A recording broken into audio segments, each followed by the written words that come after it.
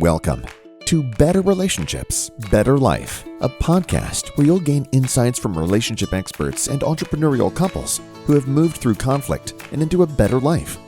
Crack the clarity code and create deeper connections beyond the messiness of relationships. Here's your host, Judy K. Herman.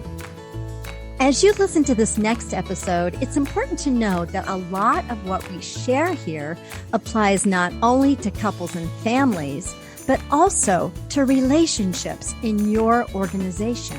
If you're looking for a speaker or a facilitator for your next event, I would love to support you. Just go to judyspeaker.com. For now, let me introduce you to my colleague, Shane Birkel, who is a marriage and family therapist. He gives us insider tips about couples counseling. So if the idea of relationship therapy is a mystery, stay tuned. We want to satisfy your curiosity. Let's listen in. Welcome to Better Relationships, Better Life. My name is Judy Herman, your host, and we're going to be focusing today on types of therapy and when to come to therapy, and is therapy necessary? Do you do couples or individual? And I have an expert in this area. His name is Shane Birkel, and he is a licensed marriage and family therapist. And he specifically is someone who sparks change in people's lives. I've known Shane. Thanks so much, first of all, Shane, for joining me today. Hi, Judy. Thank you so much for having me. And I do want folks to know that I've been part of your Facebook group for therapists. Shane has a podcast called The Couples Therapist Couch, and he addresses all kinds of issues. He is really in the center of therapists and couples therapist world. So he knows a lot, and I think he's going to bring some remarkable value.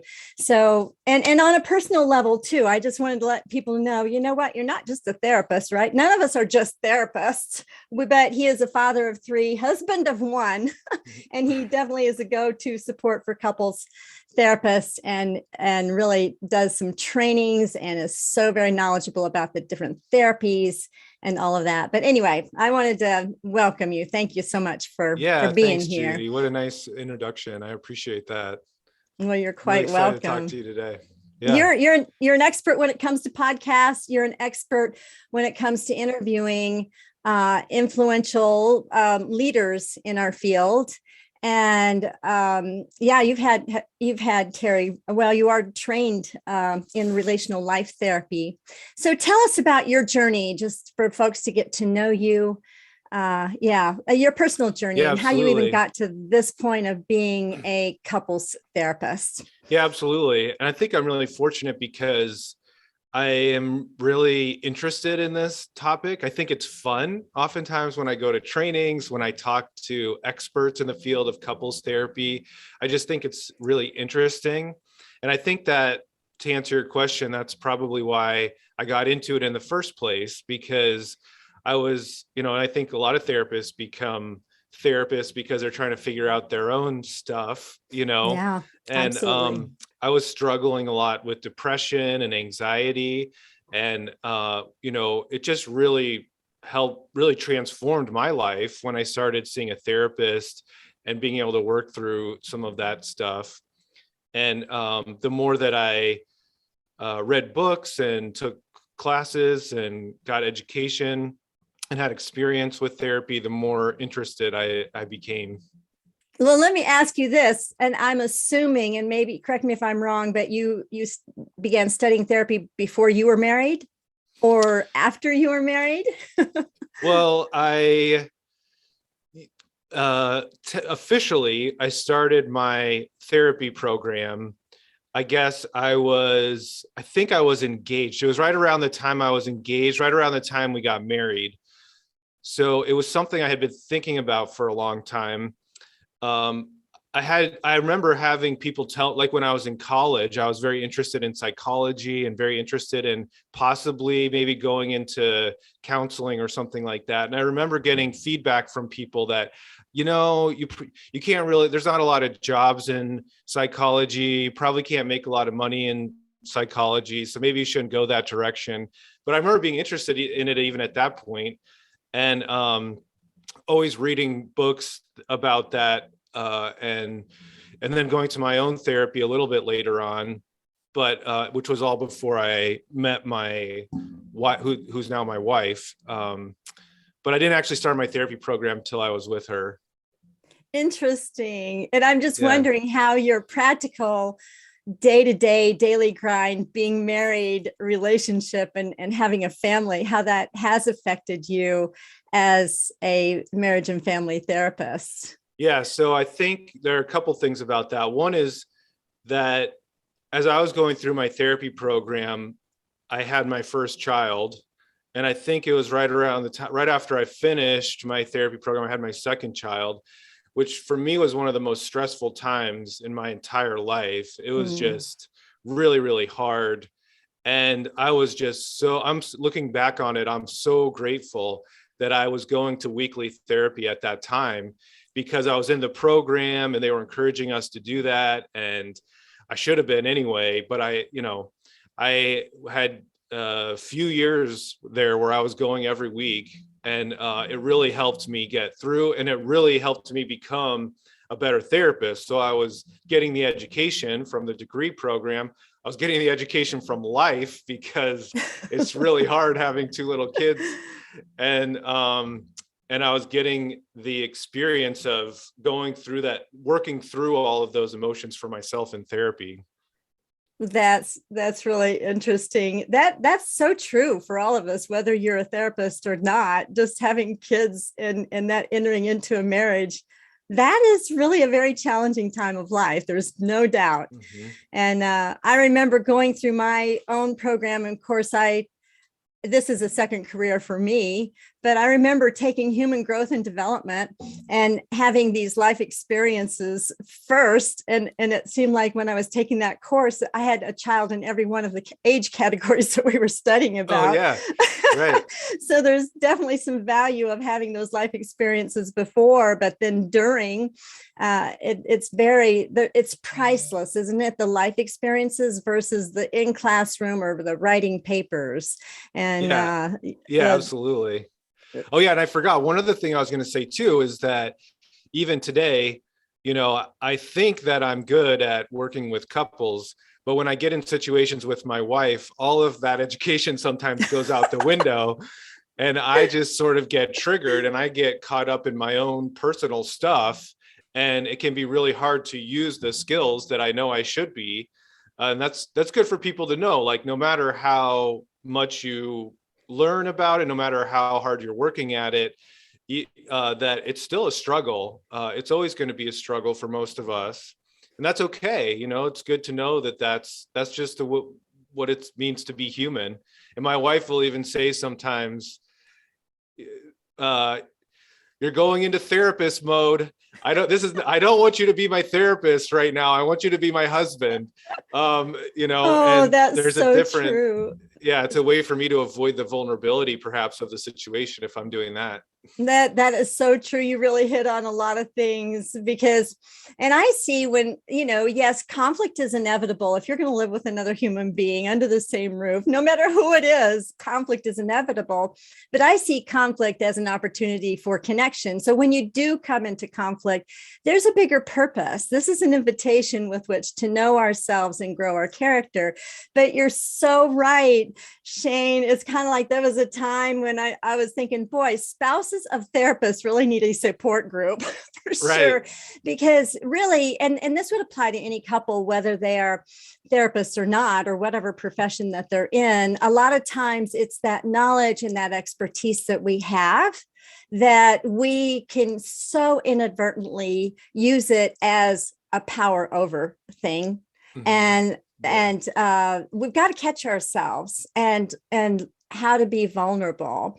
So I think, and maybe you can speak to that, this vulnerability, this idea of, and I listened to one of your podcasts recently about some core values that you have, that you believe that every couple, and I'm going to put my own words, has like this common denominator, so to speak, when they do come in and there's conflict. And maybe you can speak to that the self-esteem boundary issues. Yeah, absolutely. And I'll try to keep it as concise as possible as a starting point.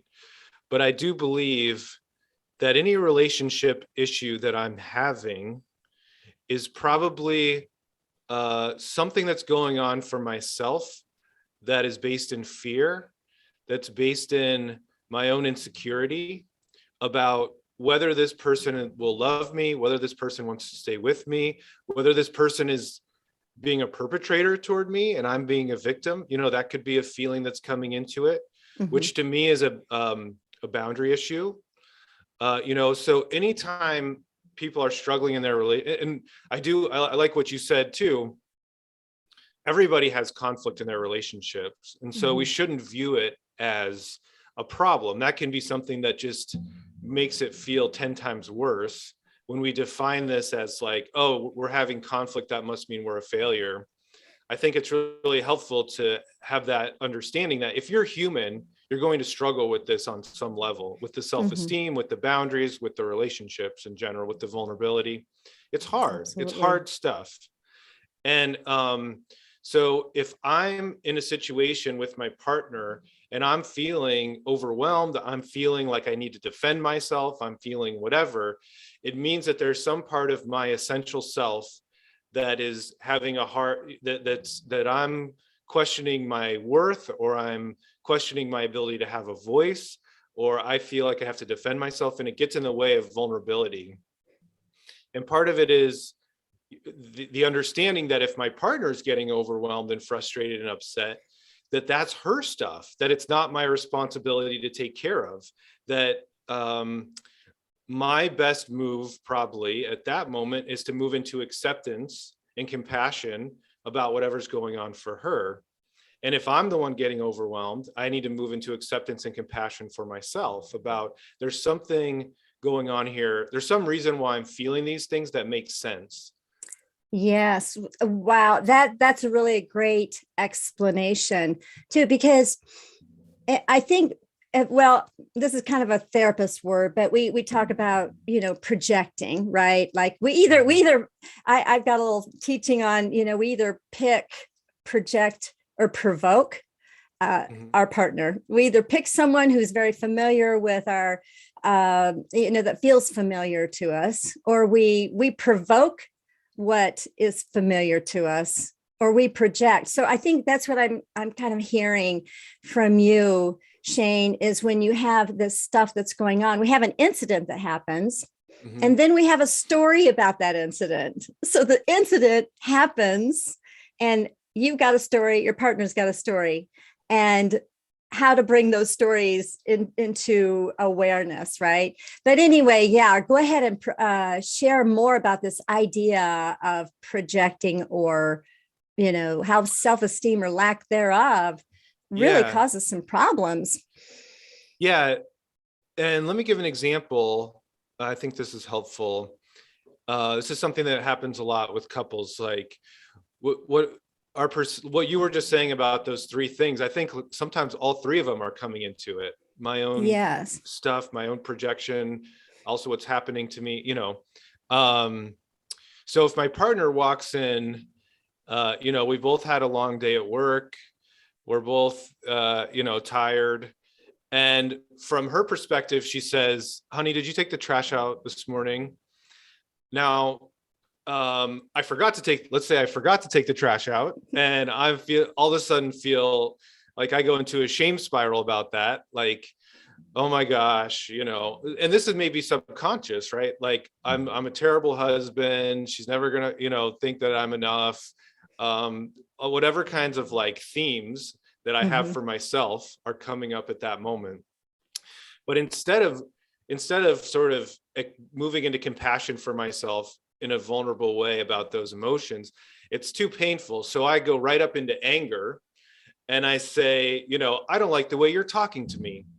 And what I heard was her walk in and say, you're such a jerk. You always forget to take the trash out. What's wrong with you? And the reality is somewhere in between, probably. The reality of what was actually said, is probably somewhere in between, but each of us has our own perception of how we're coming into that situation and what we're bringing to that situation. And the more that I have, let's say, a healthy self-esteem, the more that I feel confident that I'm a pretty good husband most of the time. I do make mistakes, but as all husbands do, right? How to have grace right. for yourself, how to move forward, how to say, you know what? I'm going to forgive myself. I'm going to move on. I'm going to learn. I'm not going to keep on repeating over and over and over, right? That's where it's a problem. But anyway, I wanted to insert that. Accountability is extremely important. That's right. Yes. But my confidence in myself will allow me to be accountable. It's different. If I feel that level of insecurity and my partner's just being mean to me about this, I might move into defensiveness or blame her for the way she's talking to me, or say, don't you understand how much I had going on today? And it's very invalidating of her. She's just asking me about the trash. If I can step into my confidence and my self-esteem and say, I'm a pretty good husband, I know I make mistakes, I can take a deep breath, and I can say, I can move into understanding and compassion for what's going on for her. And I can say, oh my gosh, you're right. I totally forgot to take the trash out. Let me take care of that. And I don't have to be defensive. I don't have to explain myself. And I can make it about her. Now, I do have the right, if there was something that she said that was hurtful to me, that I would say most of the time, that moment is not the time to take it on. Yeah. You know what? That is so true. It is so very important to get that grounding, isn't it, Shane? Just to even take some deep breaths. But keep going. I've got another question for you. Yeah, absolutely. Yeah. I was going to say, if my perception is that she is really upset about the trash, it's that is the worst time for me to say what I'm upset about, because she might just be in it. And I just need to move into understanding, compassion, take care of the situation. I could let her know, like, listen, I'll start making dinner. Why don't you go relax, have some downtime? And then it might be a couple hours later, after we get the kids to bed and everything else, I might say, hey, I'm so sorry, I forgot to take the trash out. That's the accountability piece. I want to keep working on that. But by the way, when you brought that up with me, it would be really helpful to me if you didn't call me a jerk next time, because that made it hard for me to have compassion for what was going on for you. Wow. I love that. Yeah. I have the right to set boundaries for myself, but I have to do it with respect. And the timing of it is very important. Wow. Well, that sounds to me like here's something I think you're bringing up for me, Shane, is to be able to respond versus react. That takes a lot of, I would say, some individual maturity or awareness. So can you speak with us about, because some people, they don't know, do I need to come to individual therapy? Do I need to come to couples? What would you say to that if there's perhaps maybe some one person in the relationship is more maybe emotionally, spiritually grounded and mature, and the other one is not? So maybe I'm asking too many questions at once, but I'm so curious about all of them. No, I think I understand. I think I understand where you're coming from. And, I guess the fundamental question is, like, if I'm thinking about therapy, how do I know if individual therapy or couples therapy is the right course for me? And what I would say, and maybe I'm biased because I'm a couples therapist, what I would say is 90% of the time, it's hard for me to imagine that the relationship is going to get a lot better if someone's only doing individual therapy.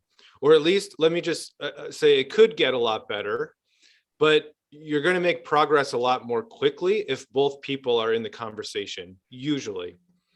If you think about the example that I gave, if I go into an individual therapist and I'm starting to tell the story, I'm going to say, hey, listen, the other day my wife came in and she was so harsh with me, and was just yelling at me about not taking the trash out.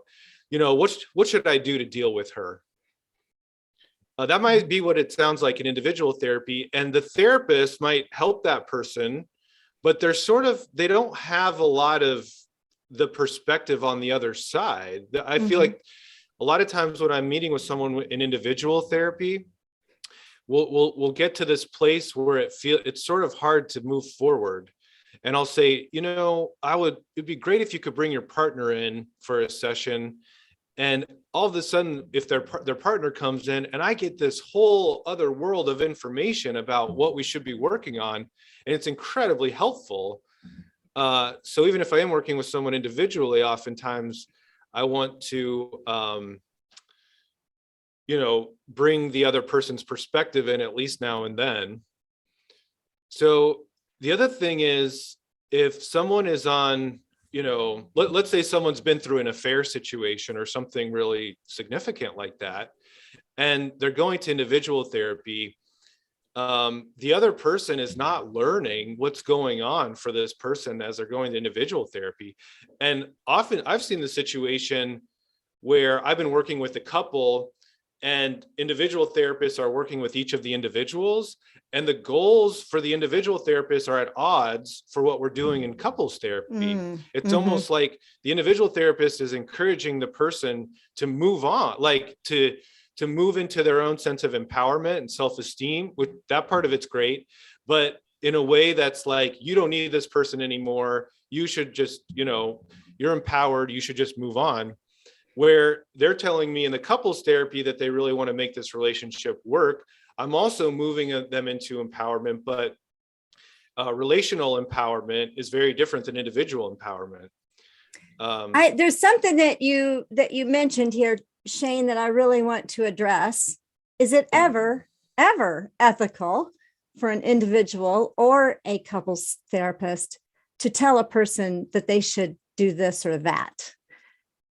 And what I mean by that, is that an unethical thing to say to a client, you need to move on away from this relationship?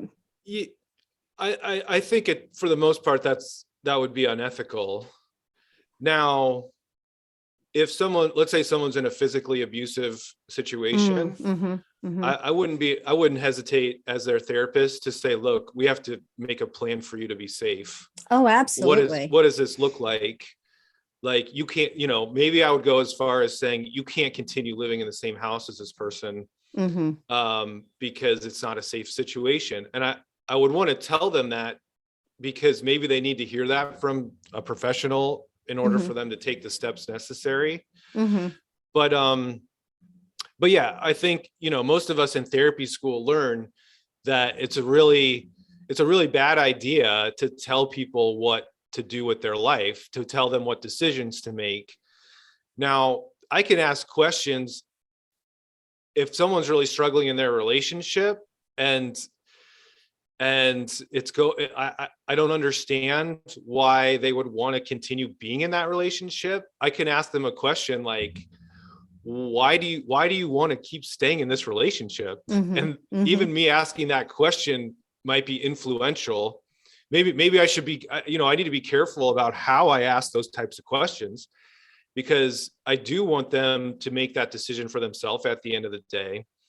But, it would be with the goal of helping them explore what are the reasons why they are making the decisions that they're making. And also going back to working with a couple, and both are seeing individual therapists, and those agendas maybe being in conflict. Could it be that there's times in which maybe one partner, let's just say, a heterosexual couple, the female is disclosing to her therapist that she is experiencing abuse, but you as a couples therapist don't know that. And I'm probably getting into more nitty gritty than I really need to on this podcast episode, but I think these are things that do come up. So how do you handle that as a therapist? Yeah, I mean, oftentimes it's really helpful for the therapists to be able to talk to each other so that they can gain insight, and they can get on the same page about what the goals are and what the people are asking for. Because you're right, even if it's not an extreme example like abuse, the way that a person might be describing what they want from therapy might be very different as they talk to their individual therapists compared to their couples therapist. And not because they're trying to, be confusing in the situation, but just because it's different when you're sitting in the room with that other human being who you're working with in your relationship.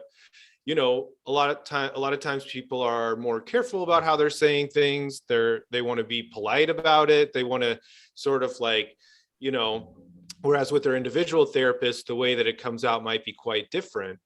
And back to the example I was using, if they are saying to their individual therapist, hey, my partner came home and started yelling at me, and that's the knowledge that their individual therapist has, they're going to be like trying to empower that person. Hey, you should set boundaries. You shouldn't let them treat you that way.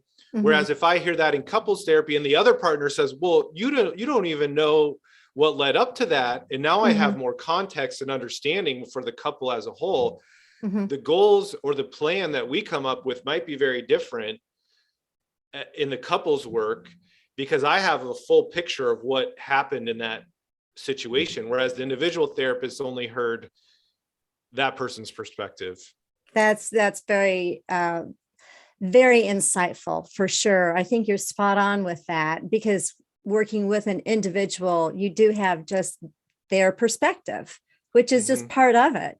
And you do get more of a holistic viewpoint. So I think that's very valuable. How do people, let me ask this question, because what do you think are the ingredients, if there were maybe just one or two or three, that attitude-wise, the couples need to have in order for their couples therapy to be successful? I think that couples therapy is often a process. I mean, if we could look at it from two levels. One level is the surface level, which is let's say the communication, the way the communication is playing out. So as a couples therapist, we can teach people more healthy ways of communicating with each other. So we can move people from blame and judgment and criticism into speaking from the first person, expressing how they feel, expressing what they want as requests. That's one level that we can teach. The other level of it is what happens when we come up with a communication plan on this level, and the two of you are still having old emotions coming into it that make it hard for you to follow through on the plan. That's more like deep sort of therapy work, going deep into it, gaining insight. So the ingredients, I think, to make therapy helpful is for, how do I want to say, I guess, openness to the process, so that even if you don't understand what's happening in the process of the therapy, like an openness to learn something new, like a willingness to recognize that the way that we have been doing things hasn't been working so far, and we have to learn how to do things in a different way. I think curiosity would be a really good ingredient to bring into it, instead of staying rigid on whatever your ideas are about what's happening, which is usually my partner always does this, and it prevents me from what I need to do for myself. Trying to be a little bit more flexible and curious about how do I play into that dynamic? And, a big part of that is the ability to self-ownership, like taking responsibility for yourself in the dynamic. So that would be another big ingredient too, like responsibility. Yeah. It sounds to me like these are all, so curiosity, openness, willingness, responsibility. Those are character traits, aren't they? And so share with us about couples that don't come in with these traits. I mean, what do you do with that? Or maybe, so So what's the process? Well, Like, I mean, that's yeah. a good question. People will come in with what they want from therapy, and I want to honor what people are asking for. Mm-hmm. So whenever I'm encouraging someone to move into curiosity, I mean, I'm not too worried if they come in with it or not.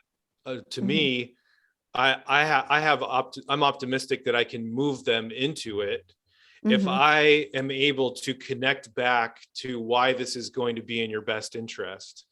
How is it if I'm trying to sell the idea of curiosity is important for your relationship or accountability is important for your relationship, if I just sort of start going at it, they're might be resistant and say, I'm going to wait for my partner to change before I do something like that. Mm-hmm. But I have to be able, as a therapist, to sort of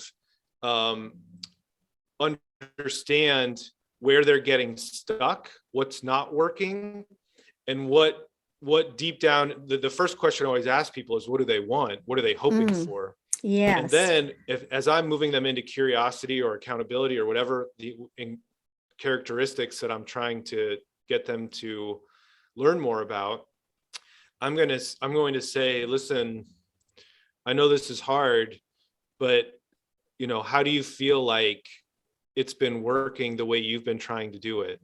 And That's no, a profound question, right? Yeah. It's like, how's it working for you? Right. Yeah. And you said you wanted your partner to be more warm and understanding with you. And I'm wondering if you try this out and you get more of what you're looking for from your partner, if it's worth trying. So that was kind of not a great example, but just sort of like, that's how I walk them through the conversation of like, yeah. I want to connect it to what they want and say, I have a new pathway for you to try. I have something here in my back pocket that that will get you to the place that you want to be in your relationship, so that I feel like I have a captive audience as I'm trying to work with the couple. That's beautiful. I think that is so true. For a couple to come in and their therapist to ask them what they want out of therapy is definitely needs to be done for sure. And can you explain, because you've worked with a lot of therapists, you've taught a lot of therapists over the years, and you know, Shane, likely more than most other therapists, all the different modalities of therapy that's out there. So how important is it for a couple that's looking for the right therapist? How important is the modality that therapist uses versus that personality, that experience of that therapist? And how do they even begin this process of finding the right fit in a therapist? Yeah, that's a great question. And the modality is important. The personality of the therapist or the skills of the therapist are also important. But there are definitely, if you look at a modality like the one that I'm certified in, like relational life therapy, I'm sure there are some really bad relational life therapists out there. So just because they have the certification doesn't mean that they're a great therapist. There's also maybe if I said it in a kinder way, there are relational life therapists. We gotta have some self-compassion for therapists that might be doing relational life therapy. They might be bad right now, but they're growing, right? My assumption is that 99% of them are great. Yeah. But a nicer way of saying it is, some relational life therapists out there might not be a good fit for a particular couple who's looking for therapy.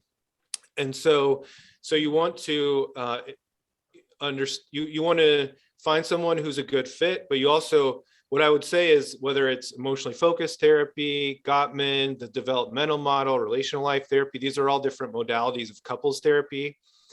They're all great in a lot of ways. And what I would say is that if you're looking for couples therapy in particular, you just want to make sure that the therapist has some training in couples therapy, because it's very different than individual therapy. So that could be something to check out. And I wouldn't worry too much. I haven't heard any like bad couples therapy trainings. I mean, but just the fact that they have some couples therapy training would be good. And then the next step is finding someone who's a good fit. Yeah. I'm sorry to interrupt, but that is even beyond their like LMFT, licensed marriage and family therapist. If it's just LMFT and they have no additional training, that's something you want to look for, somebody that does have additional training in some kind of modality and finding the good fit. And so how often is it where you can make one spouse really happy and the other one mad? Like you try not to get what you call triangulated into their relationship, and how to really be for the relationship. When I explain to people, I let them know when they come for couples counseling, it's the relationship that is the client versus the individual that comes in as the client. So what is good for the relationship, but also good for the individuals in that relationship, but how to make that emotionally safe in between. So speak to that. Yeah. So, the reality is sometimes that happens. But I have in relational life therapy, there's a very specific way that we work, which is that we want to identify the most egregious behaviors that are happening in the relationship. And so let's say that, if I'm working with a couple and one partner, it comes home every day and starts yelling at everybody in the house. And the other partner does some things, but it's not quite as bad as that from my perspective as their therapist. I'm going to want to take on those, biggest issues first. And so what I will do is I will look at that person and I'll say, oh my gosh, you come home and you start yelling at everyone every day. What's going on? Is that coming from a place of anger? And they'll start, well, this and this and this. And I'll say, I'm going to move into compassion and understanding for what's going on for them. Like they're really stressed. I'm so sorry. And I'll say something like, who is the angry one growing up in your family? And that's a profound question. That's a very profound question. And 90% of the time it's like, they know, right? Oh, it was my dad. And I'll say, what happened with your dad? And they'll say, well, he used to come home and he was actually physically abusive with us. And I'll say, oh my gosh, tell me more about what that was like for you as a little kid. And then the other partner, is moving into compassion. This partner is feeling like I'm working with them and I'm moving into compassion for what they went through as a kid. And I'll do, this will take a long period of time, but I'll do some work with them. I'll say that was completely unfair what happened to you as a little kid. I'll move into compassion. I'll say, of course you're getting angry when you get home. This is what you saw every day growing up. And good for you for not being physical in the way that you're expressing your anger. And what your partner said was that you're a great dad a lot of the time. It's just when you get angry and start yelling that it's not working. So I'll build them up. I'm building their self-esteem. I'm giving them compassion. And then I'll say something like, what's it like for you to realize that you've become your dad in your own family? And at that point, hopefully they're feeling enough self-esteem. They're feeling enough compassion. They're able to go into some sense of accountability for the situation. So best case scenario, they're going to feel good at the end of the session because I've just done this work with them to helping them gain a lot of insight and more empowerment about how they're behaving in their situation. And their partner's going to feel great about how this session went, even though I didn't talk to them for the whole session, because I'm dealing with the problem that they want to be addressed. Oh, that's beautiful. And I love it when the spouse that maybe is normally closed off And then the wife, let's say if the husband's been closed off, wow, I've never heard him talk and open up like that ever before. Yeah. And it's a wonderful gift of making that space in the counseling session so emotionally safe. That's Yeah. beautiful, Shane. You're doing a remarkable work for sure. And it's so like, I know with my couples, they can come out and feel so exhausted because Oh they yeah. have done all It's this work. hard work. Yeah. It is And hard so work. if you're going to therapy and after a counseling session, make sure you do something fun, like go out, take a walk, just, breathe the fresh air, but do something fun. I like to incorporate fun into the counseling as well, Shane, because you know what? People like we all take ourselves, in my opinion, we just take ourselves too seriously sometimes. Mhm. And we Yeah. need to laugh. And yes, people come into counseling because they have a problem that they want to fix and they want to feel better. And we want them to we want them to feel better, but we want them to also grow and learn. I love it how you're describing this, Shane, because it does resonate with my acronym of breathing this fresh air, raising their level of awareness, asking those questions to someone, where does this anger come from?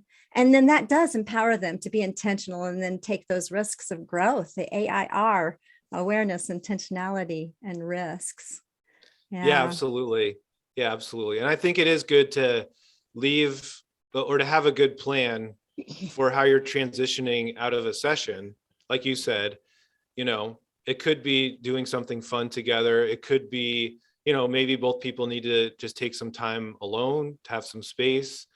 Could be like, make sure that we re-engage at some point after we take space. It's like, whatever that looks like for each individual couple, just feeling things definitely get stirred up oftentimes in therapy, and it's good to it's all about having compassion for themselves, for ourselves, all about being mindful that this is hard work, it takes a toll, and how do we take care of ourselves going forward from that.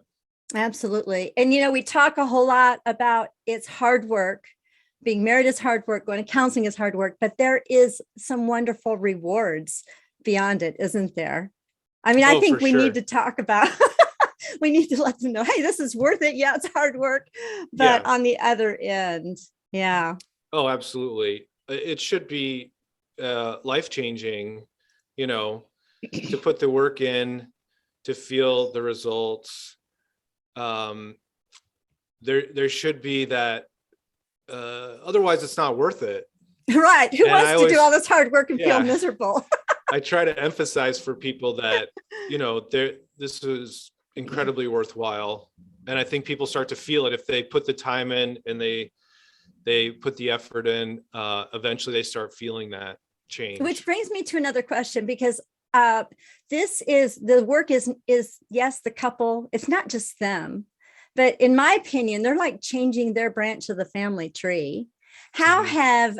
have you, being a couples therapist, and maybe the work that you and your wife and this journey that you two are doing together, how has that perhaps, affected your children? Because you've got your dad. Yeah, you're a busy dad, right? And you're a Yeah. family man. How has that affected your kids? Well, I hope in a positive way. Um, They might you be going know, to a therapist later when they're in their yeah, 30s and they say, are hey, my for dad is a sure. therapist and this is what happened to me. And blah, blah, blah. Yeah, exactly. My 11-year-old is just asking me for a therapist. Probably because she hears me talking about therapy stuff all the time. But Yeah. yeah, I hope that, for me, because of how much therapy I've gone to, because of how much training I've had, how much I've learned, I'm very conscious about how I show up in my family. And I definitely make mistakes at time, but I hope that, I'm modeling for them something that is way different than what it was modeled for me. And, I think my parents did a great job, but it's more of just a generational thing or whatever else. But I think that I my intention has been to try to help my kids in a way that they value their emotional health, and they have the ability to talk about whatever's coming up for them and feel accepted and feel the compassion, and also to teach them to be accountable to others, to teach them what that means, that we have the responsibility to be mindful of the influence that we have on others. I think that's another big piece that's missing from a lot of parenting sometimes. Absolutely. And here's what I believe wholeheartedly: no matter what stage of life that you're in, whether you're raising young kids, whether you're raising teenagers, whether you're an empty nester, in my opinion, the biggest gift that you can give your family, your grown children, your young children, is the gift of your own journey and growing throughout. I mean, we don't ever want to stop, and becoming more aware, becoming intentional, and taking those risks of growth, I think, is a beautiful gift. Mm-hmm, so absolutely. I just had to add that plug because I believe that in my heart of hearts. So Shane, how can folks get in touch with you? Yeah, I think the best way to find me is shanebirkel.com. I make a lot of videos for people about relationships. If people are on Instagram or TikTok, they can find a lot of the videos on those platforms. And if people, the podcast is mostly for therapists, about the practice of therapy. So if you're a therapist, the Couples Therapist Couch podcast or couplestherapistcouch.com is a good place to look. But sometimes people tell me who are not therapists that they listen to it and they get a lot out of it. So you can learn a lot from the outside looking in. There are some inside secrets. So if there's one piece of advice that you would give to a couple that is either watching or listening to this podcast right now, let's just say they've never been to therapy before, and what piece of advice would you give them to encourage them with maybe the difficulty that they're going through? Great question. I would say you have the right to express anything that you need to say, but you have to do it with respect and compassion for how it's coming out and for the other person in the conversation. Love that. That is so valuable. Shane, thank you so much for joining us. This has been a very valuable episode. And I just really appreciate the wonderful work you're doing. So thank you so much. Yeah, thank you so much for having me. This has been great. Thank you. Wow. What amazing insider tips we've gotten about couples counseling from Shane. I love the practical examples he gave us that most of us can identify with. I appreciate how he normalizes our human struggles. I had so many takeaways, but here's 3 that I want to share with you. Number 1, any relationship issue has to do with something that's going on inside yourself. Remember that conflict doesn't mean failure. Number 2, it's important to get clarity about what you want and to be willing to be open and curious to the therapy process. And number 3, since things do get stirred up and it is hard work in therapy, it's also life-changing, making your life and relationship better. You're on this beautiful journey. Always remember there's hope and you're worth it. What stood out to you? Share your takeaways by going to betterrelationshipsbetterlife.com. Next week, we'll talk with Jackie Bledsoe, who partners with his wife, coaching couples, and who wrote the book, The 7 Rings of Marriage. They have a remarkable marital journey of faith that will for sure encourage you. Until then, feel free to share, subscribe, rate, and comment in the streaming platform of your choice. See you next time for Better Relationships, Better Life.